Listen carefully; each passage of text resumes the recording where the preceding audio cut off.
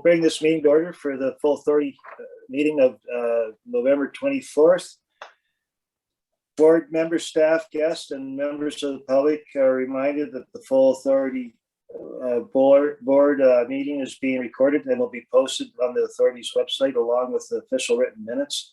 As such, comments and opinions expressed may be published, and any comments expressed by individual board members, guests, and the general public are their own and do not represent the opinions, comments of the full authority and or Kettle Creek Conservation Authority Board of Directors. The recorded video of the full authority meeting is not considered the official record of that meeting. The official record of the full authority meeting shall consist solely of the minutes approved by the full authority. Any declarations of pecuniary interest? Elizabeth? 101.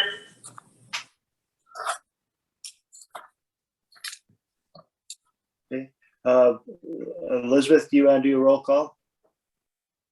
Thank you, Mr. Chair. Dennis Kravitz is absent. Jaguar. Present. Stephen Harvey. Here. Jim Herbert. Here. Grant Jones. Present. Bill Mackey is absent. Steve Peters. Here. Elizabeth Pelosa is absent. Allison Warwick. Here. Ralph Winfield.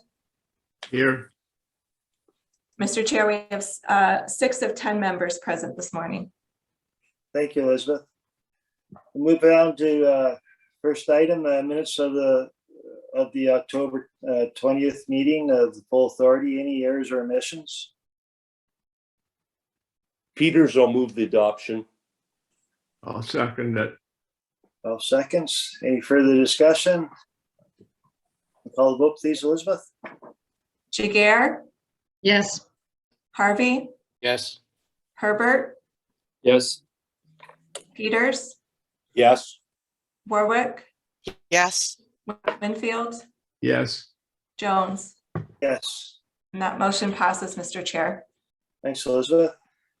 We'll move down to matters rising. Our first reports, media report from Betsy. Go ahead, Betsy. Welcome. Thank you, Mr.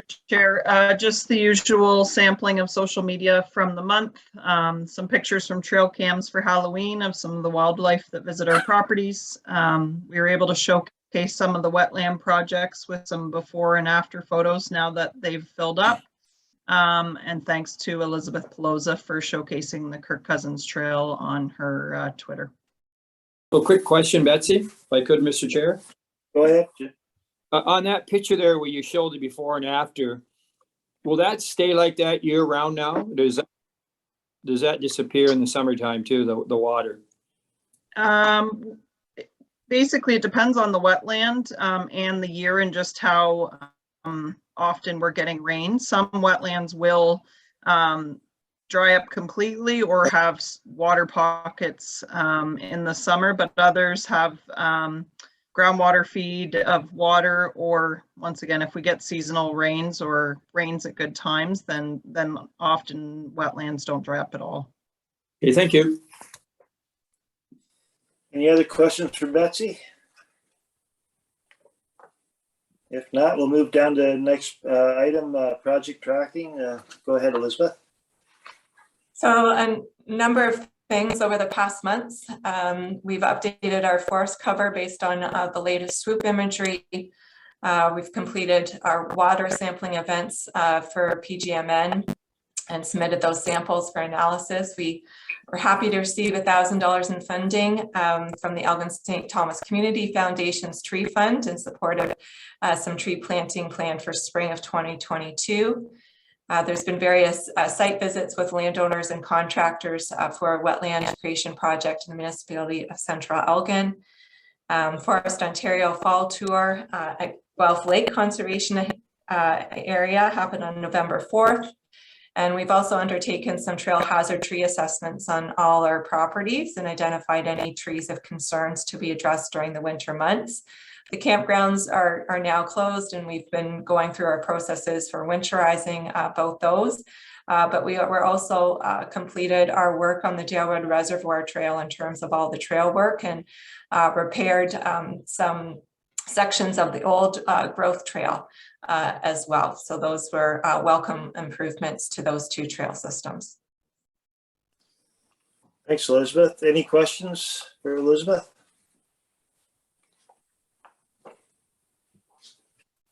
Seeing none, we'll move down to the next item, watershed conditions. Welcome, Jennifer. Thank you, Mr. Chair. Not a lot of exciting things going on in the watershed right now, but the water levels are fluctuating with rain events. Lake Erie water levels are still a little higher than normal, but continuing their seasonal decline. We did release a watershed condition statement flood outlook at the end of October for a Colorado low that moved through the area, and as well finishing up one of the projects at the Dalewood Dam, installing some erosion control stone along the embankments to keep the soil in place. So that's it. Thanks, Jennifer. Any questions for Jennifer?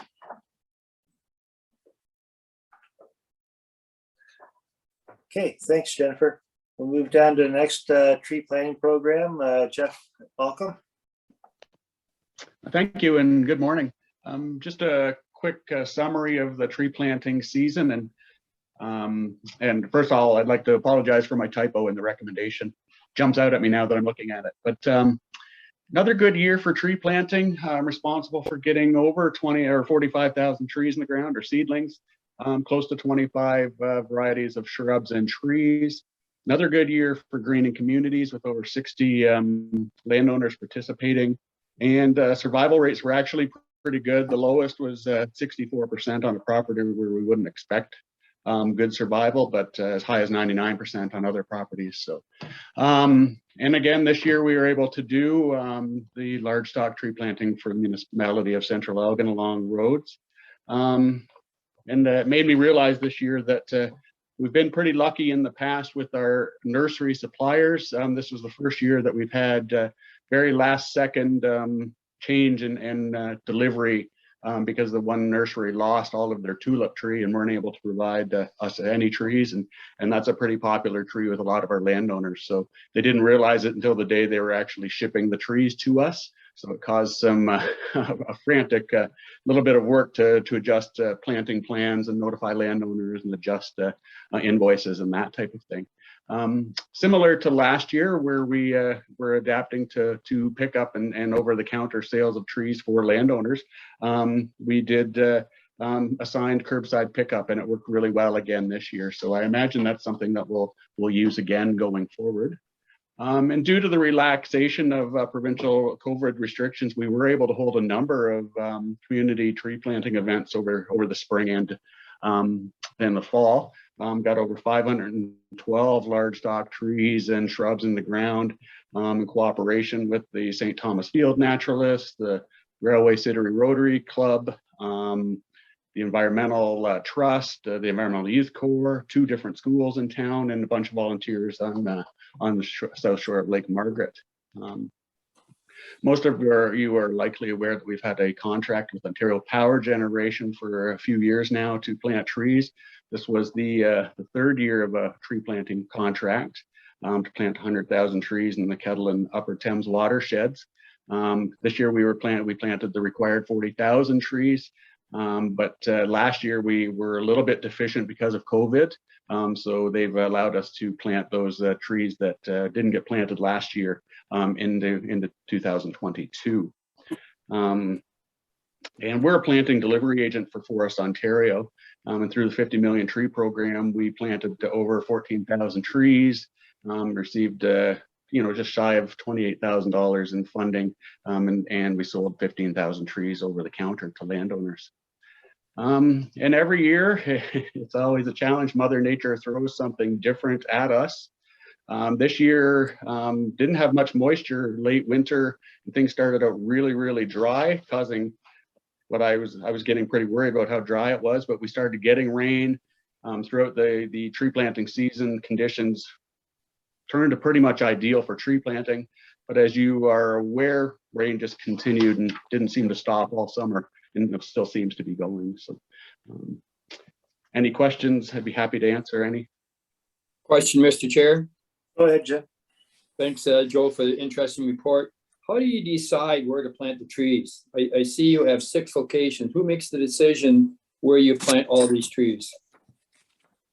For the community events that you're referring to? Yeah, you're 1, 2, 3, 4 down.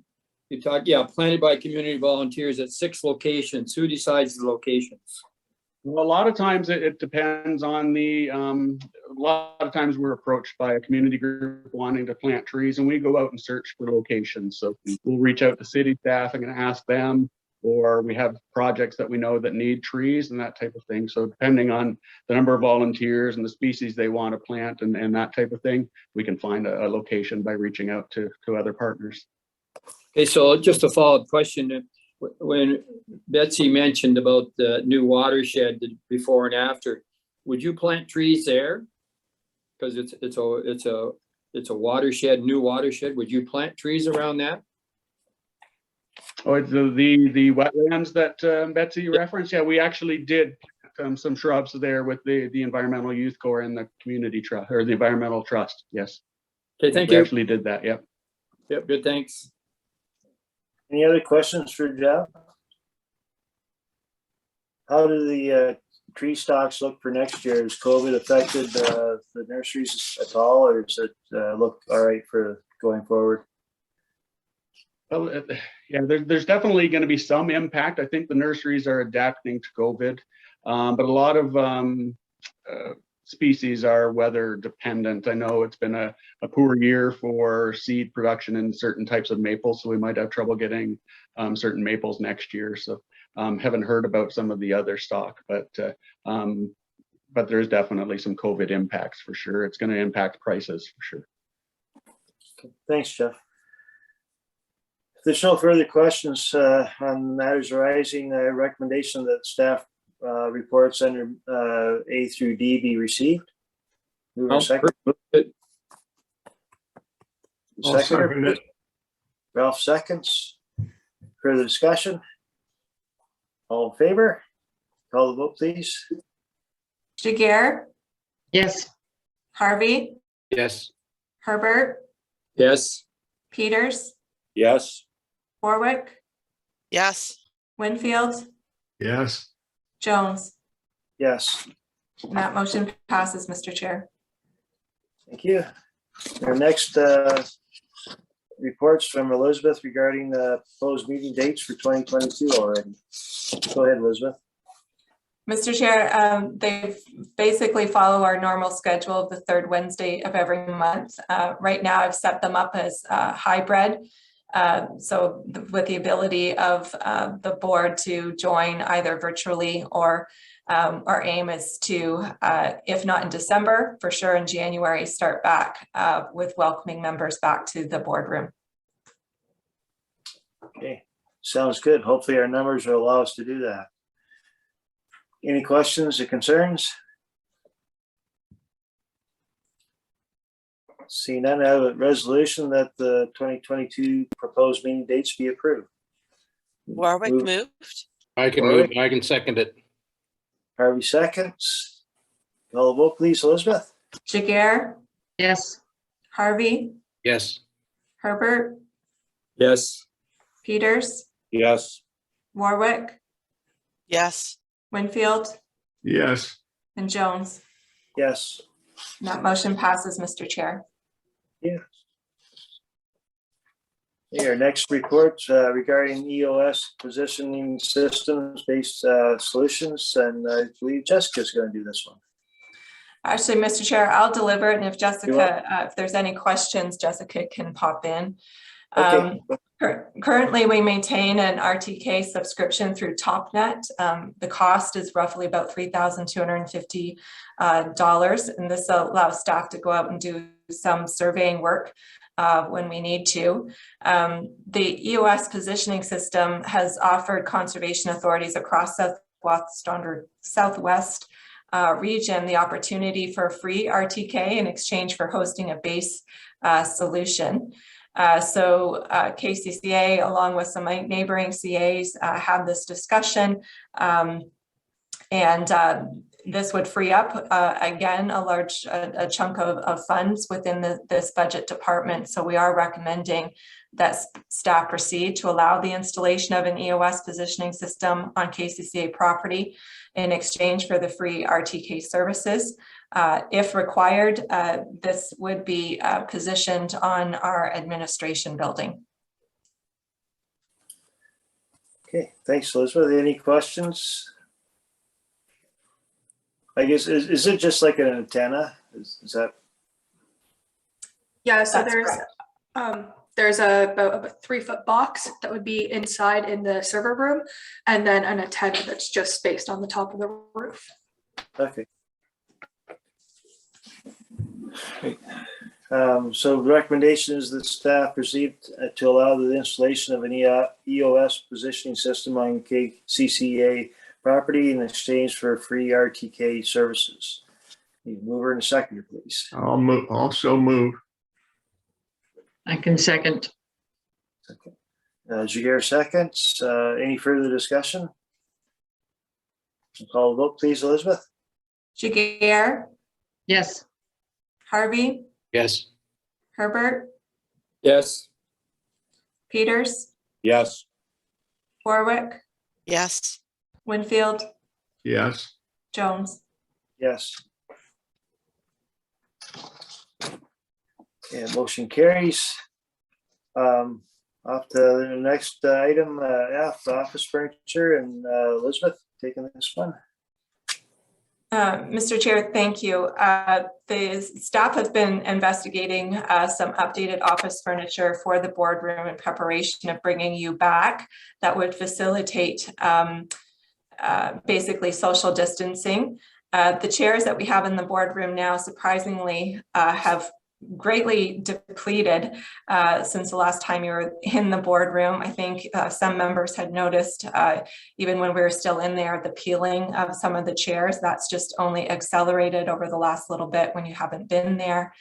The tables themselves aren't conducive to social distancing or setting up different arrangements in the boardroom.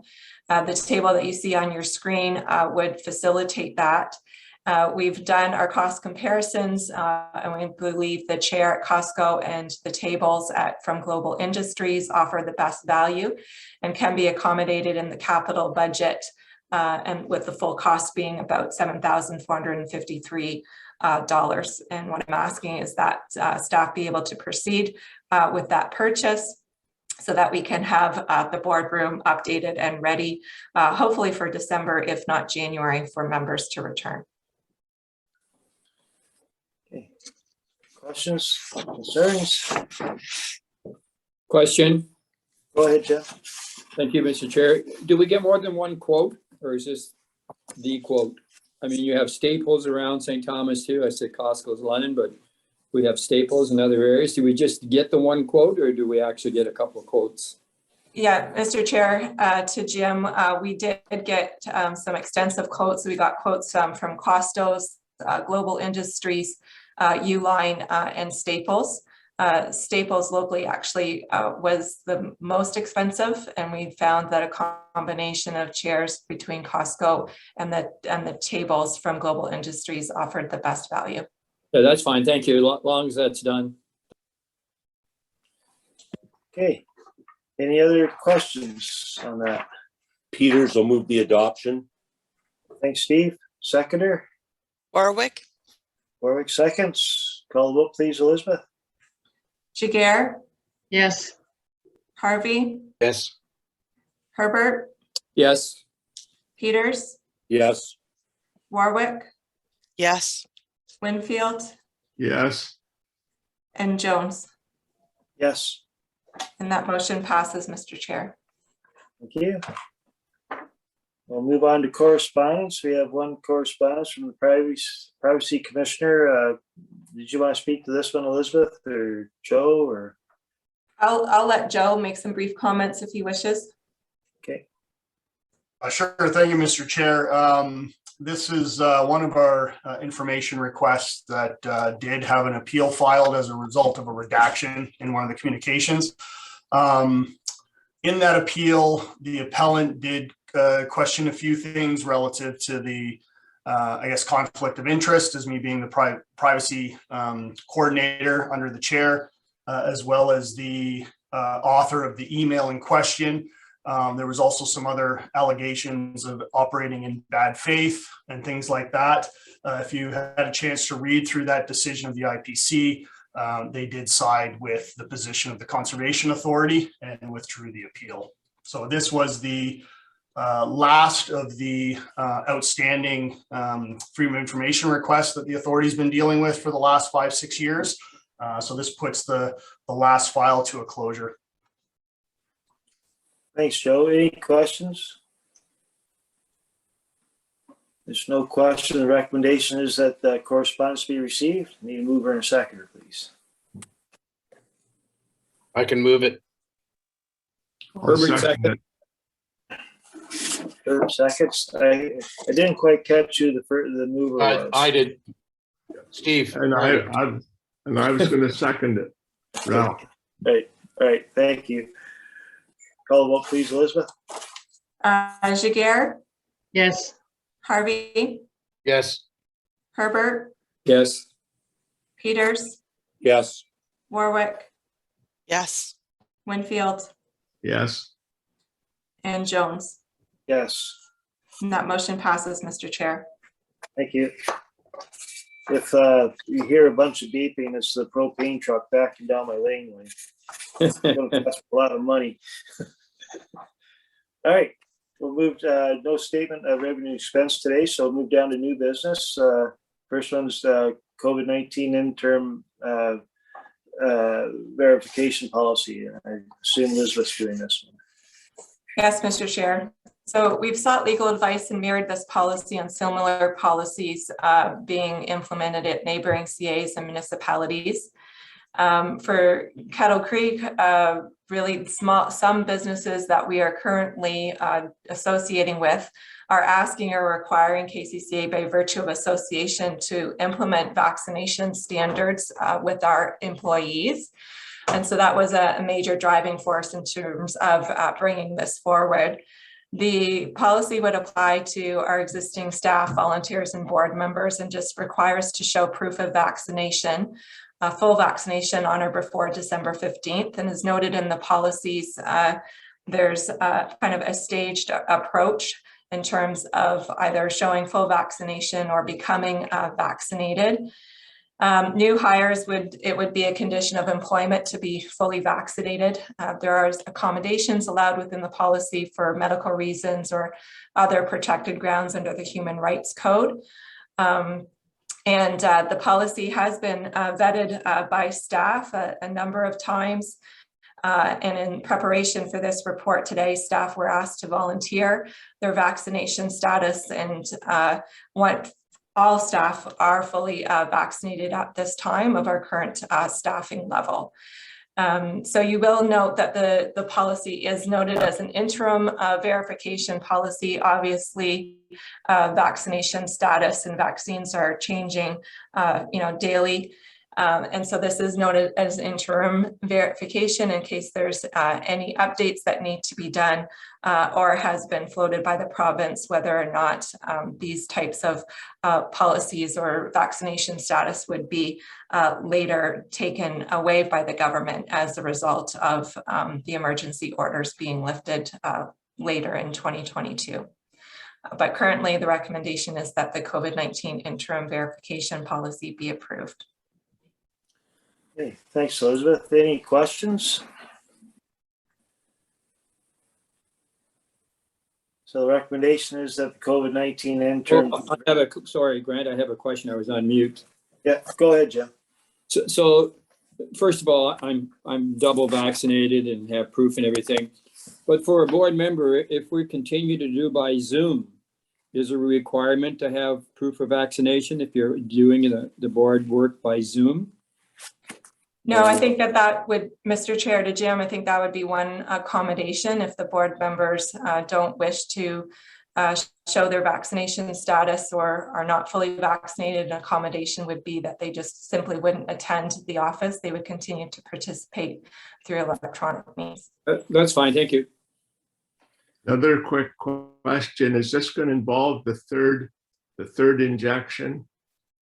Or are we looking at just the 2? Mr. Chair, again, it's noted as an interim policy. Right now, it notes full vaccination is the 2 doses. If there was boosters that were required in the future, we would revisit the policy. Question, Mr. Chair? Go ahead. Yeah, I'm just wondering the advantages or disadvantages of calling it an interim policy. Just looking at a number of organizations where I've been on the board approving different policies, and nobody's calling it an interim policy because I think there's an assumption they might change. Is there a specific purpose, or does it serve, like, does it allow you more flexibility than if it was not called an interim policy? Mr. Chair, to Dominique, that was solely on the advice of legal to call it interim at this time, just because there was, and originally I had gone out for legal advice, probably 2 months ago now. But again, it was just the feeling that things are changing on a regular basis, that we could go back at any time and update this according with the current practice or the current recommendations. That was my understanding behind legal's recommendation to include that interim interim note in the title.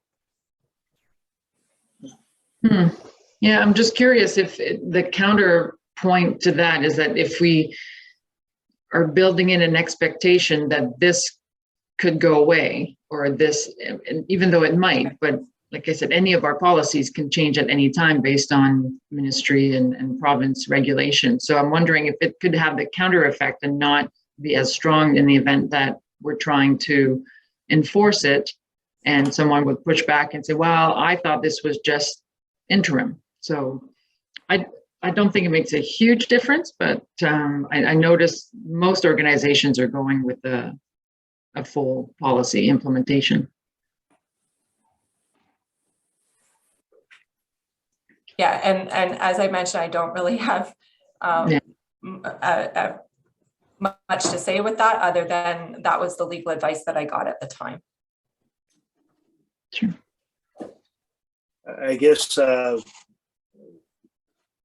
is it something that we can change at this point, or to have come back for a further report at a later date? Or if they wanted to take the interim out, but. I mean, it doesn't necessarily change the what's included in the policy. I think that's what you would be approving today is the policy itself.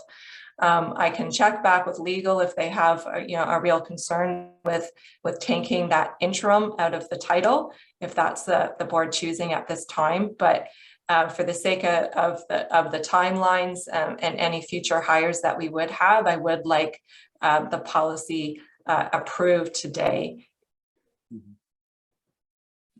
Yeah, okay. I would support that. I would move the policy as is, with an eye to double check on in the future if it's in our best interest to keep that word or not. Okay. I'll second. Second, Allison seconds. Any further comments? So the recommendation is that the COVID-19 interim verification policy be approved, and Elizabeth will look further into the title of this policy. Does that sound okay, Dominique? Thank you. So I think Dominique moved and Allison second. Any further discussion? We'll call a vote, please, Elizabeth. Jaguar, Yes. Harvey, Yes. Herbert, Yes. Peters, Yes. Warwick, Yes. Winfield, Yes. and Jones. Yes. And that motion passes, Mr. Chair. Thank you. Move down to our next item for new business, the transition plan. Go ahead when you're ready, Elizabeth. Mr. Chair, so as members recall, on October 4th, the province released that first phase of regulations that will begin to implement the amendments to the Conservation Authorities Act. So the regulations can be separated out into those three chunks. The first one, 68621, is outlines the mandatory programs and services. And these are the programs and services that we can levy to the member municipalities, and they would be required to continue to fund. The mandatory programs and services for KCCA would include those risks of natural hazards. So those are your flood forecasting, your warning, ice management, land use planning input, administration of the permits under Section 28, the control and management of our CA lands, and other programs and services for KCCA specifically. Those are the provincial stream and groundwater monitoring networks, as well as establishing a watershed-based resource management strategy. And then finally, the source protection bucket and our responsibilities under the Clean Water Act. Next slide. The second regulation outlines basically the requirements for the transition plans and the agreements. And this details basically the transition period, which is from the regulation release in October to January 1st, 2024. And there's two phases within this transition period. The first phase is what we're currently in, and we need to develop that transition plan, which simply outlines how we're going to meet the requirements of the regulation. And the second deliverable under that first phase is an inventory of programs and services. And that will basically take all of our programs and services and put them into the different buckets of mandatory or programs and services that the municipality has requested, and programs and services that the authority feels are imperative to the watershed. Mandatory programs and services are leviable. Any programs in bucket 2 or bucket 3, we need to have an apportionment agreement for costs for any levy that we wish to use for those programs. Phase 2 is really where we would get into the negotiations of any apportionment agreements that need to be in place for programs that are put in that category 2 or category 3. And until January 1st, 2024, we would continue delivering and levying for our programs and services as we currently do. Next slide. So again, this just details those different categories. Again, the first category, mandatory programs and services.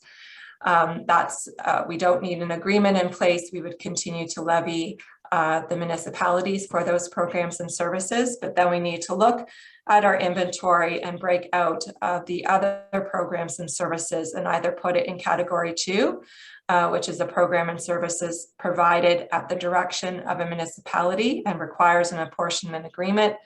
And then category 3 is again programs and services that we as a board determine are advisable for the watershed. And if they require levy, we need to set up an apportionment agreement with our municipalities. Any programs and services that are in bucket category 2 or 3 that don't require levy, we can continue to offer with self-generated revenue. Next slide. So the transition plan basically looks at how are we going to develop that programs and inventories, and how are we going to transition to January 1st, 2024, where we would have a new budget and new agreements put in place. And the transition plan that we basically set up outlines key dates and deliverables for each one of the requirements that we need to have in place. So the transition plan that we've presented today, we would distribute out to our member municipalities this week to have it prepared and ready for submission to the minister on December 31st. The draft inventory of programs and services, what we're proposing is that we would present that to the board January 19th, distribute it out to the member municipalities following that, get feedback from our member municipalities by February 3rd, and then look at approval by February 9th. And if there was concerns by the member municipalities at all, we could further delay that approval to February 23rd and still give us enough time to submit it to the minister by February 28th. Once that inventory is in place, then we would be looking at the current draft agreements that we have in place with our member municipalities and starting to work with them to identify any agreements that we need to have in place.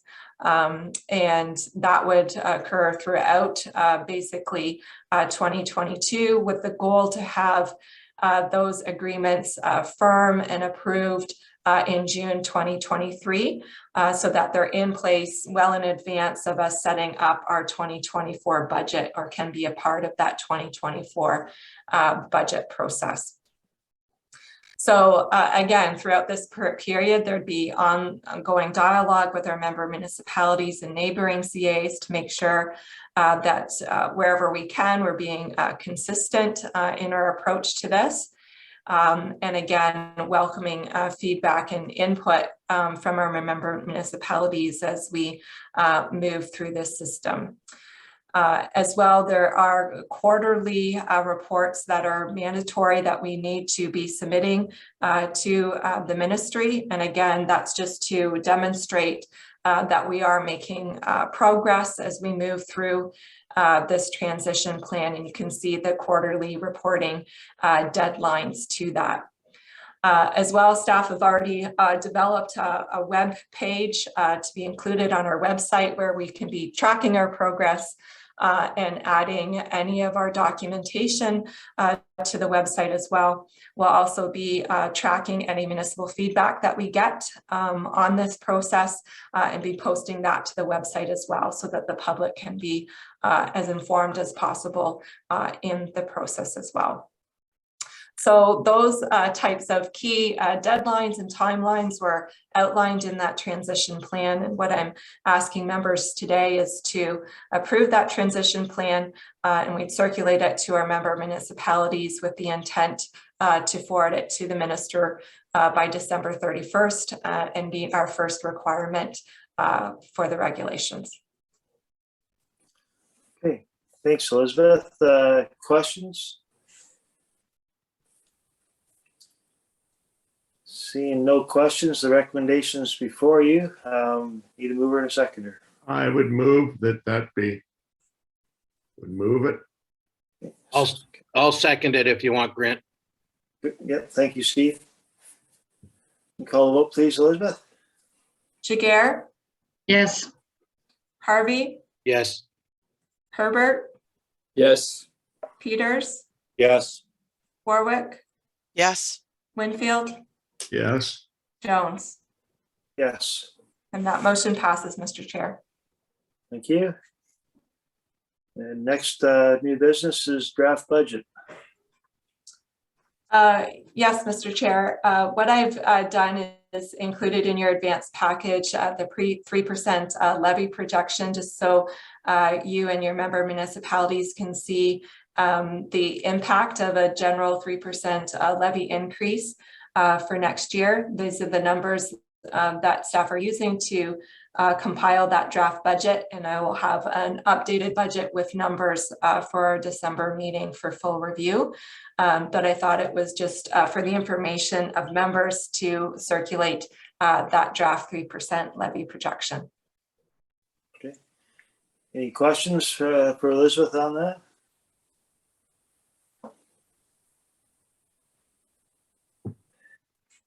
Well, I hope all the municipalities are that lucky to hold it to 3%. Anyway, so that's the recommendation is for information from members to take back to their municipality. Yes. So next one is campground operations. Thank you, Mr. Chair. This is the time of year that we bring back and take a look at our campground operations, our fee analysis, and any updates to our seasonal camping application. So in your advanced package, we've identified updates to the seasonal camping application that we are recommending. This year, we're looking at some housekeeping amendments. With the recognition that the province's plan to safely reopen Ontario has a target date of March 28th, 2022 for COVID-19 restrictions. We are moving forward with preparing a budget and prepare for full operations in 2022. So with that, we've removed our Section 7 COVID-19 operational guide from our seasonal application. We do still have that in our back pocket in case numbers start rising and we do fall back into restrictions again. But at this point, we are planning for full operations.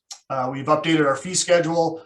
As well, we've put in a formal process for a lottery system for our new seasonal camper applications that was resulting from some feedback we received from the board last year. And as well as just clarifying some rules on e-bikes and electrical scooters. If I could have the next slide, please. Joe, if I could, what's with the golf cart tires? Yeah, so that was just, we have golf carts that are acceptable for seasonal campers only in the campgrounds.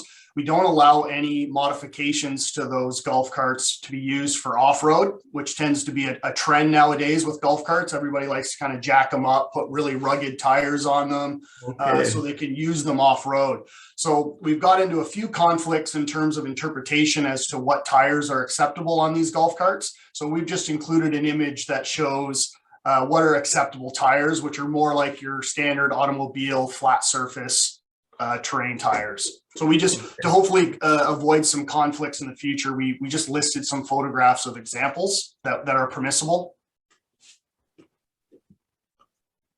So when we looked at our fee analysis this year with other neighboring Conservation Authority campgrounds in Southwestern Ontario, last year, because of the COVID-19 limitations, we did not propose a fee increase. And what we've realized is we were one of the few that maintained fees this year. And a lot of the CA's campgrounds did increase their fees for 2021 and are anticipating an increase again in 2022. So in review of the comparisons, we have fallen behind in terms of what we charge. Just for comparison, if we look at a 30 amp site, we charge $52 a night. Some of our immediate neighbors are charging $58 to $59. For a seasonal fee, we're charging $25.50, where again, some of our neighborings are closer to $2,700 or $2,900. And in some of those cases, there's additional fees that are added onto those as well. So with our campgrounds for seasonal, we offer an all-inclusive one-time fee. So based on that comparison, we have seen we've fallen fairly low compared to our immediate neighbors. So we are recommending a fee increase. If I could have the next slide, please. To bring it more in line, bringing the seasonal rate up to $2,700 for a 30 amp and some slight increases to our nightly camping. Which would bring us more in line with the average of our region and more in line with our immediate neighbors. The other fee increase we're looking at doing is the hydro fees. So at Dalewood, we do have meters that register the electrical use. Years ago, before putting that in, the electrical capacity at Dalewood was doubling what we were seeing at Lake Whitaker. So there was a need to put meters in so that the campers could regulate their use and pay for what they use. The formula that we use to calculate that rate has always been just taking the total expense, so the electrical use, the regulatory charges, the delivery charges, minus the taxes, and then dividing that by the total kilowatt hour used for the season. Consistently, since the meters have gone in, that's equated to about 16 cents per kilowatt hour. What we've realized this year is we've had an added expense. So when we put the meters in, we had a certain term of free licensing of those meters, and that's expired. So that there's an additional $2,000 fee approximately annually that we have to pay out for those meters that provides us access to technical support and licensing. What we're recommending is that we recoup that cost through the electrical use of the seasonal campers. So based on this year's usage, that would add another 1.5 cents per kilowatt hour. So we're recommending charging 17.5 cents per kilowatt hour for electrical use at Dalewood. And if I could just have the next slide, please. Then the only other consideration, so as I mentioned, we're looking at running fully next year. So showers, washrooms, all our amenities will continue to run at normal capacity as in prior years. Obviously, we'll still increase cleaning and things like that. However, some things that we thought we benefited from this year is that because of the COVID restrictions, we restricted public access into the gatehouse. So it became a staff use only building, and we provided services through a service window. There was some benefit that we saw to that, and currently we're planning to continue that service next year through the service window and preventing the public into the building. We're also not at this time scheduling or preparing for any visitor service events. The other change that you may recall we made was changing the classification of how we operate our pools. So our pools under the pool regulations for campgrounds does allow us to run our pools without lifeguards as long as we meet a certain set of criteria, such as signage and things like that. So because of the lifeguard shortage and the issues with the capacity constraints, we ran our pools at a Class B this year. We did have staff monitoring the pools, but they were not there to guard it. They were there to run a reservation schedule, monitor the rules, do the water quality testing and things like that. We did see some benefit to that. And what we're proposing to do this year, because the opportunity exists, is to run both a Class A and Class B pool based on a schedule. So during the weekdays where we're not as busy, we may run it as a Class B without lifeguards and have staff kind of monitoring the use. But then when we fall on our weekends or our prime periods where there's lots of people and we want to increase the capacity at the pool, we would guard it at that time so we can allow more people to be in the pool and run it under a different classification.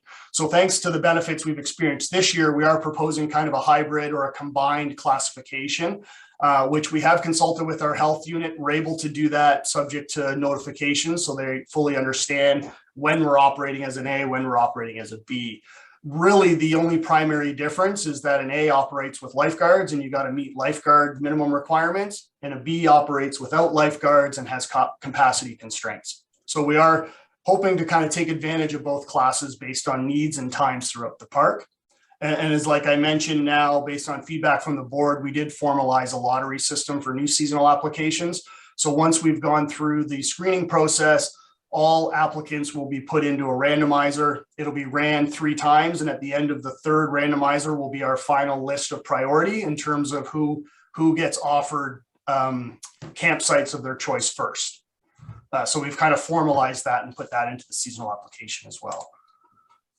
If I could just have the next slide, we're just looking for the board to approve the campground or to receive the campground operations report and approve the changes to the 2022 seasonal campers application and campground fee schedule. Okay, thanks, Joe. Any questions or concerns for Joe? Peters. Go ahead, Steve. Thanks, Mr. Chair. Not really. I'm not. I think we need to keep ourselves in line with the other operators. It may be worth, though, because somebody's going to question. Somebody will say, "Well, gosh, the fees have gone up." It might be worth having a chart somewhere that has the almost like a comparison of those other ones that we have compared to, so we can say, "Look, here's the proof, folks. We're not overcharging you. Our fees are in line with the others." It just helps give us a little bit of cover.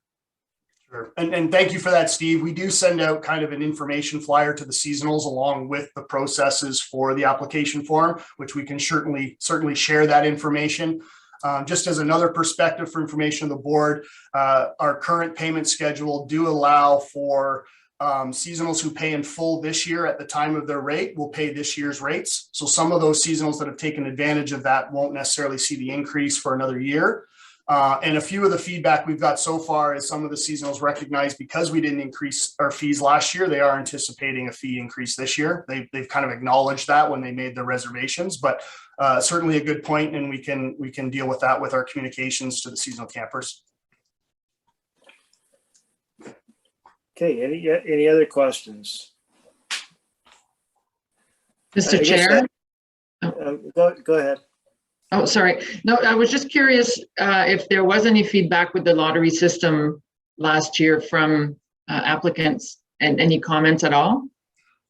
I think there's a combination of both negative and positive. I think from the negative perspective, some people were disappointed not having the opportunities that they thought they might have. So sometimes we have campers that don't get in as seasonals and they'll camp as monthly campers and they'll pay a higher rate to be there. And unfortunately, the lottery system, they didn't get in or they didn't get the site they preferred. So we did get some disappointment from that. There was some challenges with the system we ran last year. So rather than doing an overall lottery system, we did a lottery system per campsite that each camper applied for. And it kind of created a domino effect issue that we had to keep running lotteries as we went through that system. So we kind of streamlined it this year to say we're going to run it once and that becomes our priority list, who gets offered sites first, and we see how that falls out. But certainly it creates an opportunity to avoid bias or favoritism and create more of a fair process that we think it's the right thing to do. We just tried to streamline it a little bit this year so it was a little easier to manage. Okay, thank you. Yeah, I can appreciate the disappointment as long as it's perceived as fair and consistent. That's good. Good lessons learned. Thank you. Joe, with regards to the surcharge on the meters, so does Hydro One look at us as a business and that's why that's happened, or is that something just across the board? No, Maybe I should look at that's the fee that we're looking at trying to cover is the fee that's associated with the hydrometer company that we've installed. So through Intellimeter, we've put hydrometers in so we can meter. There are regulations that we have to meet that don't allow us to profit from that. It's a cost recovery of hydro usage. But this was a fee that's been added on that wasn't accounted for in our original considerations for charging back. So we're recommending that be covered off by the seasonal campers, as they're the only ones that benefit from that meter usage and monitoring. Thank you. Any other questions for Joe? Peters will move the adoption. Okay, thanks, Steve. Seconder? I'll second it. Ralph? Call the vote, please, Elizabeth. Jagger, Yes. Harvey, Steve Harvey, Herbert, Yes. Peters, Yes. Warwick, yes, Winfield, Yes. Steve Harvey,